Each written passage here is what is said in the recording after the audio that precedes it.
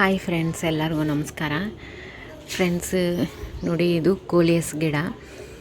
ನನ್ನ ಹತ್ರ ಸದ್ಯಕ್ಕೆ ಇದು ಒಂದು ದೊಡ್ಡ ಪ್ಲ್ಯಾಂಟ್ ಇರೋದು, ಅಂದರೆ ಮದರ್ ಪ್ಲ್ಯಾಂಟು ಇದು ಒಂದಿರೋದು. ಇನ್ನು ಉಳಿದಿದ್ದು ನಾನು ಕಟಿಂಗ್ಸನ್ನು ಹಾಕಿದ್ದೀನಿ, ಅದನ್ನು ಕೂಡ ತೋರಿಸ್ತೀನಿ ನಿಮಗೆ. ನೋಡಿ, ಇದರಲ್ಲಿ ಈ ರೀತಿಯಾಗಿ ಫ್ಲವರ್ಸ್ ಬರುತ್ತೆ.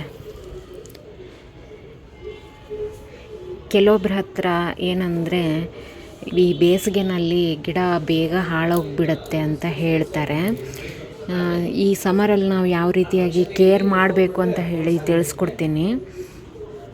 ನೋಡಿ, ಈ ಗಿಡಕ್ಕೆ ಏನಂದರೆ ನೀರು ಜಾಸ್ತಿನೂ ಆಗಬಾರ್ದು. ಅತಿ ಆದರೆ ಏನಾಗುತ್ತೆ, ಗಿಡ ಕೊಳೆತೋಗೋ ಚಾನ್ಸಸ್ ಇರುತ್ತೆ. ಕಡಿಮೆ ಆದರೂ ಕೂಡ ಗಿಡ ಬೇಗ ಹಾಳಾಗುತ್ತೆ. ಹಾಗಾಗಿ ನಾವು ಆದಷ್ಟು ಇದಕ್ಕೆ ನೀರನ್ನು ಸ್ವಲ್ಪ ಕೇರ್ ಮಾಡಿಬಿಟ್ಟು ಹಾಕಬೇಕು. ಇದು ಪಾಟ್ ಒಣಗಿದಾಗ, ಮಣ್ಣು ಒಣಗಿದಾಗ ಮಾತ್ರ ನಾವು ಚೆಕ್ ಮಾಡಿಬಿಟ್ಟು ನೀರನ್ನ ಕೊಡಬೇಕಾಗತ್ತೆ.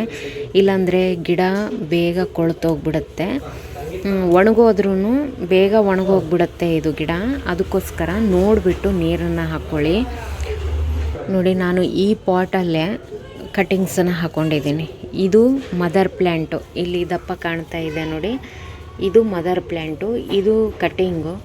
ಹಾಗೆ ಇದು ಕೂಡ ಕಟ್ಟಿಂಗಿಂದ ಬಂದಿರುವಂಥದ್ದು ಇಲ್ಲೊಂದಿದೆ.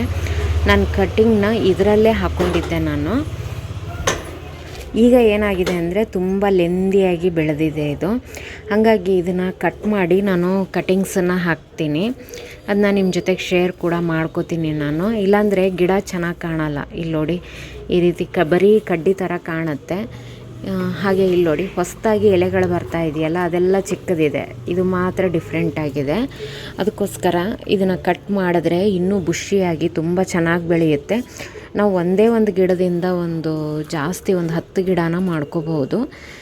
ಇದು ಒಂದು 15 ದಿನದಲ್ಲಿ ಕಟಿಂಗು ತುಂಬ ಚೆನ್ನಾಗಿ ಬರುತ್ತೆ. ಈ ರೀತಿಯಾಗಿ ಒಂದು ಸ್ವಲ್ಪ ಕೇರ್ ಮಾಡ್ಕೋಬೇಕು. ಇದಕ್ಕೆ ಮಿಲಿಬಗ್ಸು ಸ್ವಲ್ಪ ಅಟ್ಯಾಕ್ ಆಗುತ್ತೆ ಆವಾಗವಾಗ. ಅದನ್ನು ನೀವು ಆವಾಗವಾಗ ನೀರಿಂದನೇ ಕ್ಲೀನ್ ಮಾಡ್ಕೊಂಬಿಟ್ರೆ ಅದು ಹಾಳಾಗಲ್ಲ. ಅದಕ್ಕೋಸ್ಕರ ನೀವು ಇಲ್ಲಾಂದರೆ ನೀಮ್ ಆಯಿಲ್ ಸ್ಪ್ರೇ ಮಾಡೋದು ಆ ಥರ ಎಲ್ಲ ಮಾಡಬೇಕಾಗತ್ತೆ. ನೀವು ನೋಡಿದಾಗೆಲ್ಲ ಇದಕ್ಕೆ ನೀರಿಂದನೇ ಸ್ವಲ್ಪ ಸ್ಪ್ರೇ ಮಾಡ್ಕೊಂಬಿಟ್ರೆ ಅದು ಹೊರಟೋಗ್ಬಿಡುತ್ತೆ, ಉಳ್ಕೊಳಲ್ಲ ಅದು. ಹಾಗೆ ಇಲ್ಲಿ ನೋಡಿ, ನಾನು ಇದೊಂದು ಮಿಕ್ಸರ್ ಜಾರ್ ಇತ್ತು, ಇದರಲ್ಲೇ ನಾನು ಗಿಡನ ಹಾಕಿದ್ದೀನಿ. ಇದು ಕಟ್ಟಿಂಗಿಂದ ಹಾಕಿರುವಂಥದ್ದು. ನೋಡಿ ಎಷ್ಟು ಚೆನ್ನಾಗಿ ಗ್ರೋ ಇದೆ ಅಂತ ಹೇಳಿ ಇದರದು. ಹಾಗೆ ಇದನ್ನು ಕೂಡ ಇವತ್ತು ಕಟಿಂಗ್ ಮಾಡ್ತೀನಿ. ಈ ಬೇಸಿಗೆನಲ್ಲಿ ಸ್ವಲ್ಪ ಎಲೆಗಳಿಗೆ ನೀರನ್ನು ಆವಾಗವಾಗ ಸ್ಪ್ರೇ ಮಾಡಬೇಕು. ಡೈಲಿ ಮಾಡಬಾರ್ದು, ಒಂದು ವಾರಕ್ಕೊಂದು ಸಾರಿನಾದರೂ ಸ್ಪ್ರೇ ಮಾಡಿದ್ರೆ ಗಿಡ ತುಂಬ ಚೆನ್ನಾಗಿರುತ್ತೆ. ಇದು ಎಲ್ಲಿ ಲೆಂದಿಯಾಗಿ ಬೆಳೆದಿದೆಯಲ್ಲ ಅಲ್ಲಿ ನಾನು ಇದನ್ನು ಕಟ್ ಮಾಡಿ ತೆಗಿತೀನಿ. ಈ ರೀತಿಯಾಗಿ ಕಟ್ ಮಾಡ್ಕೋಬೇಕು.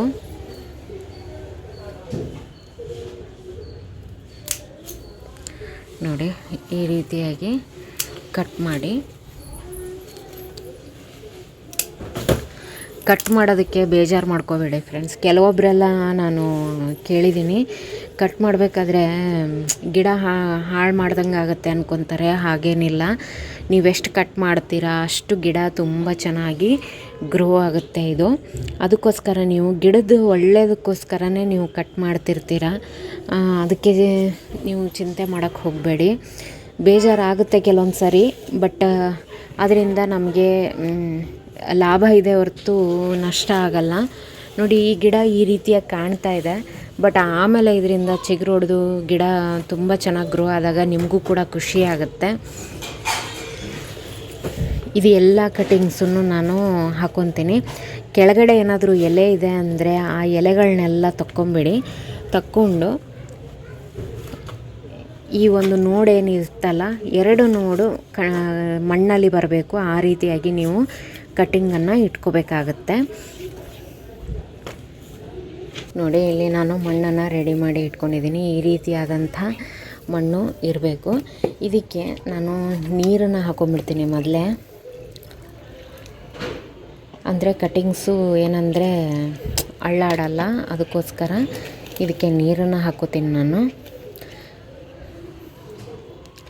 ಇವಿಷ್ಟು ಏನು ಕಟಿಂಗ್ಸ್ ಇದೆ ಇದನ್ನೆಲ್ಲ ನೆಟ್ಕೊತೀನಿ. ನೋಡಿ, ಇಲ್ಲಿ ನಾನು ಎಲ್ಲ ಕಟಿಂಗ್ಸನ್ನು ಹಾಕ್ಕೊಂಡಿದ್ದೀನಿ. ಒಂದು ಚಿಕ್ಕ ಕಟ್ಟಿಂಗೂ ನಾನು ಬಿಡ್ತಾ ಇಲ್ಲ. ಆದರೆ ತುಂಬ ಎಳೆ ಕಟ್ಟಿಂಗನ್ನು ತೊಗೊಳಕ್ಕೆ ಹೋಗಬೇಡಿ. ಸ್ವಲ್ಪ ಈ ರೀತಿ ಕಲರ್ ಇದ್ದರೆ ಅದನ್ನು ಹಾಕ್ಕೊಳ್ಳಿ.